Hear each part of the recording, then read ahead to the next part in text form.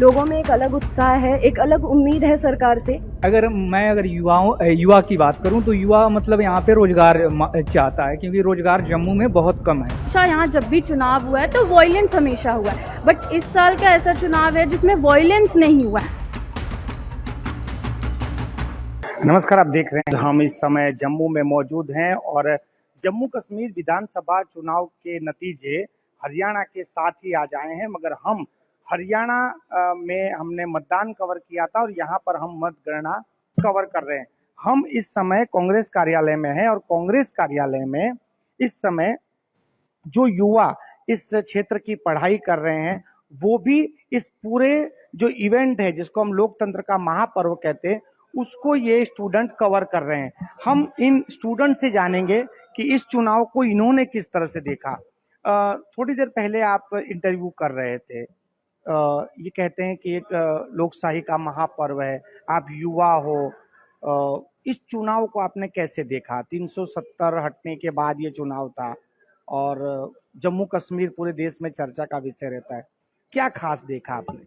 Sir, पहली बात तो ये चुनाव काफ़ी ऐतिहासिक है क्योंकि 10 साल बाद हो रहा है। लोगों में एक अलग उत्साह है, एक अलग उम्मीद है सरकार से, क्योंकि उन्हें ये मौका मिला है 10 साल बाद कि वो अपनी सरकार को अपने पसंद से चूज़ कर सकें कि उन्हें कैसा वो चाहिए। तो लोगों में एक अलग एंथुसियाज़्म है, अलग उम्मीद है, लेकिन आने वाले टाइम में ये डिपेंड करता है कि जो सरकार आएंगी वो लोगों की उम्मीद पे खरे उतर पाती हैं कि नहीं। तो इस बार पहले के मुताबिक एक अलग सा उत्साह है, लोगों में एक अलग उम्मीद है।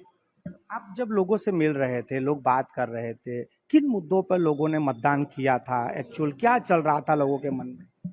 जैसा कि हम देख सकते हैं कि जो 10 साल बाद चुनाव होने जा रहे हैं, यहाँ पर जम्मू और कश्मीर में इस बार सरकार बिल्कुल उलट गई है। जैसा कि हम देख सकते हैं कि बीजेपी ने 60 सीटों पर चुनाव लड़े, लेकिन उसकी सरकार इतनी नहीं बन पाई। बीच जम्मू में बीजेपी ने अच्छा चुनाव का प्रदर्शन किया, लेकिन जो जम्मू से जो हट के जो इलाके हैं वहाँ पर नेशनल कॉन्फ्रेंस के हम देख सकते हैं कि वहाँ पे ज़्यादा उन्होंने सीटें जीती है। तो इस पे मैं ये कहना चाहूँगी कि हम जैसे यूथ है तो हम ये चाहते हैं कि सरकार हमारी बात सुने, और जैसा कि हम देख सकते हैं अनएम्प्लॉयमेंट से लेके पॉवर्टी तक बहुत सारे समस्याएं हैं। तो इस पे हम चाहते हैं कि सरकार जो है वो हमारी बात सुने। आपने क्या देखा? क्योंकि आप तो कैमरे के पीछे हैं, कैमरे से देखते हैं, अपनी आंखों से क्या देख लिया इस पूरे चुनाव में? अगर युवा की बात करूं तो युवा मतलब यहाँ पे रोजगार चाहता है, क्योंकि रोजगार जम्मू में बहुत कम है।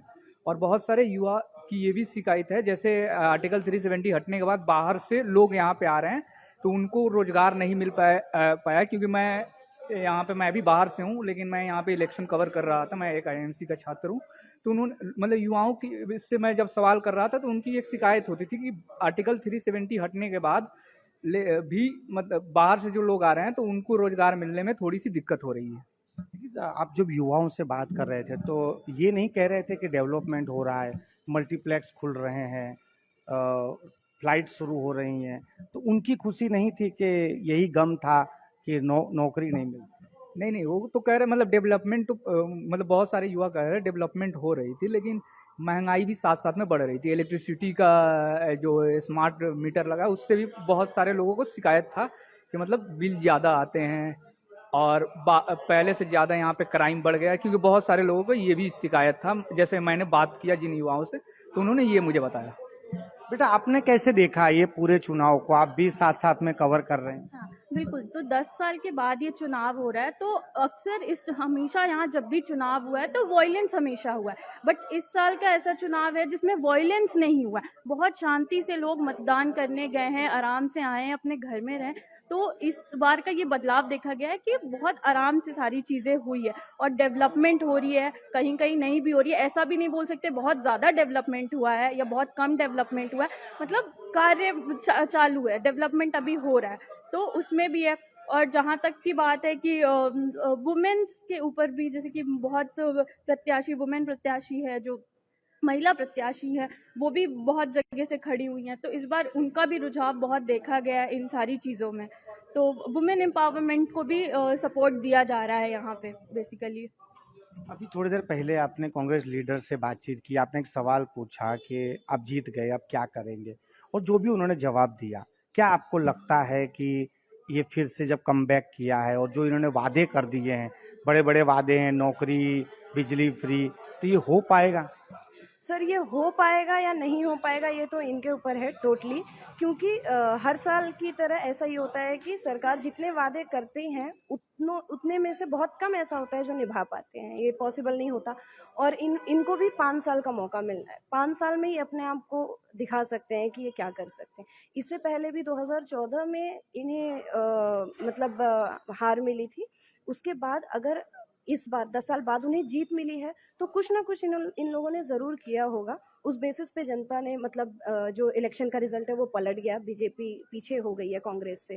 तो मुझे लगता है कि अगर ये लोग को पिछले चुनाव का अगर थोड़ा सा भी झटका होगा तो ये लोग जरूर इस चुनाव में एक्सेल करने की कोशिश करेंगे, बढ़ोतरी करने की कोशिश करेंगे। ये पूरे चुनाव में ऐसा लग रहा था कि जम्मू एक तरफ, वैली एक तरफ, वहाँ के मुद्दे अलग है, यहाँ के मुद्दे अलग हैं, लेकिन जो इस तरह से परिणाम आ रहे हैं तो यहाँ भी एनसी और कांग्रेस को काफी बढ़त मिल रही है। तो ये बदलाव जम्मू में कैसे देखा जा रहा है? सर सबका जो है वो बेसिक नीड जो है वो एम्प्लॉयमेंट ही है। सबको एम्प्लॉयमेंट चाहिए, अच्छा एजुकेशन चाहिए, सबकी बेसिक नीड ये है। तो चाहे जम्मू में या किसी और रीजन में जो कॉमन मुद्दा है वो यही है कि उन लोगों को एम्प्लॉयमेंट और अच्छा एजुकेशन, मतलब जो पॉवर्टी है उसको भी उस पर काम किया जाए ज़्यादा अच्छे से। तो अभी हाँ, मेन कॉमन मुद्दा यही है दोनों में और ऐसा कुछ अलग नहीं है। फिर आखिरी सवाल, अब जब सरकार जिसकी भी बनेगी, अभी परिणाम थोड़ी देर में क्लियर हो जाएंगे, आपके मुताबिक आप घूमे हो जम्मू में, जम्मू के लिए जो भी सरकार आए वो सबसे पहले क्या करे? सबसे पहले यहाँ पे डेवलपमेंट की बहुत ज़्यादा ज़रूरत है। जैसे कि हम जानते हैं कि जम्मू को स्मार्ट सिटी कह दिया गया है, लेकिन अभी भी कुछ इलाके ऐसे हैं जहाँ पे मल्टीप्लेक्स खुलना या और बाज़ार या और दुकानें या जो स्टूडेंट जैसे हम यहाँ पे रह रहे हैं, हम यहाँ के नहीं हैं, लेकिन हम जब यहाँ पे रह रहे हैं तो यहाँ पे आसपास मार्केट होने की आवश्यकता है। जैसे आईआईएम और आईएमसी जैसे बड़े संस्थान यहाँ पे खुले हैं तो उनके आसपास डेवलपमेंट की काफ़ी आवश्यकता है। तो हम सरकार से यही उम्मीद करेंगे कि वो थोड़ा स्टूडेंट्स की तरफ देखें इस चीज़ को। बहुत बहुत धन्यवाद हमसे बातचीत करने के लिए। ये हैं विद्यार्थी जिन्होंने पूरा चुनाव कवर किया है। आज परिणाम के दिन भी ये पार्टी ऑफिसों में आकर नेताओं से बात कर रहे हैं, उनसे मुद्दों पर बात कर रहे हैं, जानकारी हासिल कर रहे हैं। ये आने वाले भविष्य के वो विद्यार्थी हैं जो आने वाले दिनों में जिस तरह की राजनीति होगी और जिस तरह से मीडिया कवरेज होगा उसको ये आगे बढ़ाएंगे। आज इन्होंने जिस तरह से बताया काफी सारे ऐसे मुद्दे हैं, लेकिन प्राथमिक मुद्दा वही है जो बेसिक नीड है कि बेरोजगारी है, और जो स्थानीय मुद्दे हैं 370 की धारा हटनी ना हटनी, वो दूसरे नंबर पे आ रहा है कहीं ना कहीं। और इस तरह जो अलग अलग हम लोगों से बात कर रहे हैं तो ऐसी मिली जुली सबकी अलग अलग प्रतिक्रियाएं भी आ रही हैं। थोड़ी देर में जम्मू कश्मीर का चित्र स्पष्ट हो जाएगा कि यहाँ की जनता ने किसे अपना मत दिया है और किन मुद्दों पर दिया है। कैमरामैन प्रदीप चौबे के साथ मनोज शर्मा, यूटीसी न्यूज़, जम्मू।